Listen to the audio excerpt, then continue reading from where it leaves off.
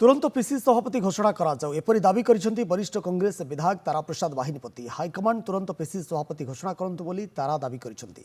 PCC सभापति घोषणा विलंबित हेबा द्वारा कांग्रेस कर्मी माने निरुत्साहित होइछंती। वरिष्ठ नेता भक्त दास और सांसद सप्तगिरी उलाकांक भितरु काहाकु हेले भी सभापति घोषणा कराଯାऊ। नुआ मुह को सुजोग दियाजाऊ बोली तारा दाबी करिसेंती। तारा भक्त दासଙ୍କ नाम सुपारिश करिसेंती बोली कहिसेंती।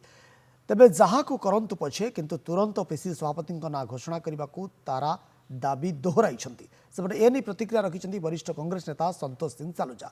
खूब शीघ्र पीसीसी सभापति घोषणा कराजियो बोली सालुजा कहते। हाइकमांड उपयुक्त लोकों पीसीसी सभापति दायित्व न्यस्त करेंगे। एने दल बहुत तर्जमा करिछि। एआईसीसी ओडिशा को फोकस करुछि बोली कहते सालुजा। निहाती आवश्यक तुरंत जेकोसी लोक हो जी हो साधारण गाँ गहल कर्मी माने यथार्थ कथबार्ता कले आज्ञा आमर सभापति किसी डिसाइड होनी कौन एटा कथा विभिन्न कथा से माने कहते। मोर आशा जल्दी जा करंतु कि जल्दी करदेवाटा बेटर हम।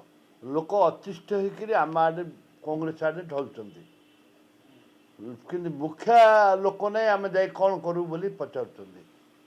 बहु लोक इंटरेस्टेड कांग्रेस जोग देवाई बहुत नेता भी